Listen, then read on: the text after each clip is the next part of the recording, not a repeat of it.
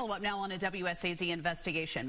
Milton City Council on Tuesday night saying that improving worker safety is a top priority following the death of a city worker named Paul Linville, and that happened last month. Linville was installing a sewer tap when the trench that he was in collapsed on top of him. After Linville's death, WSAZ found that municipalities in West Virginia are not required to train workers or provide safety equipment to prevent incidents like this. As WSAZ's Charlie Roth reports, City Council members say they are taking some steps to solve that problem. The city of Milton isn't a big one. It's a place where everyone knows everyone. So you can imagine the heartache when one of the city's own employees, Paul Linville, died in an accident on the job. Oh, Paul was a great guy. I mean, everybody liked Paul. He was a permanent fixture here for the city for many years. He worked here 17 years. Paul was the kind of guy that came in at about 5 o'clock in the morning and sat and drank his coffee and, just talked about the day and things going on. Linville's death happened last month when the city says he was digging a trench to install a sewer tap, but that trench collapsed and killed him. After Linville's death, we started asking questions about how this could happen and found that municipal workers in West Virginia are not automatically covered by state or federal OSHA oversight, meaning there is no required safety training or equipment provided to city workers, nor is anyone even required to investigate workplace accidents.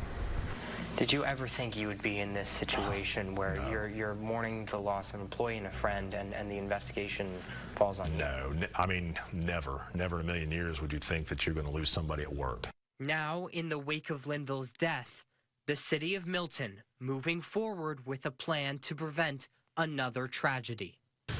We owe this to Mr. Linville's family and must ensure that proper operational safety standards are implemented going forward. And that's something we never want to see again.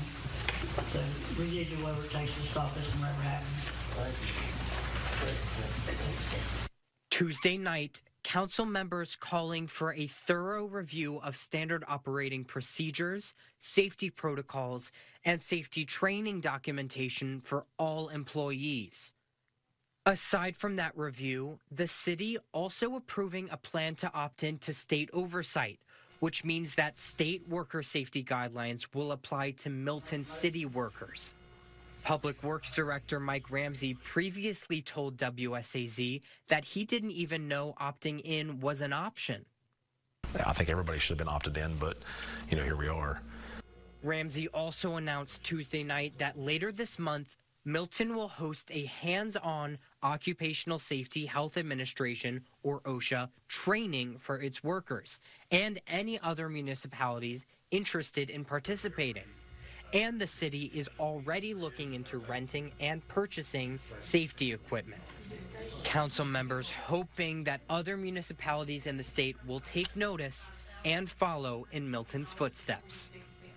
And maybe we can be the benchmark, but also the safety hub for the state of West Virginia and bring awareness to every municipality that safety standards need to be created. Standard operating procedures need to be created and lived by. And we're going to choose, hopefully, to go with the OSHA standards. Also in that meeting, the council failed to fill 2 vacancies. Their police chief and city council member, both of those issues sharply divisive. Now they'll have to go back to the drawing board to figure out what comes next. We'll keep you posted as those situations develop and also as we learn more about that September 30th training.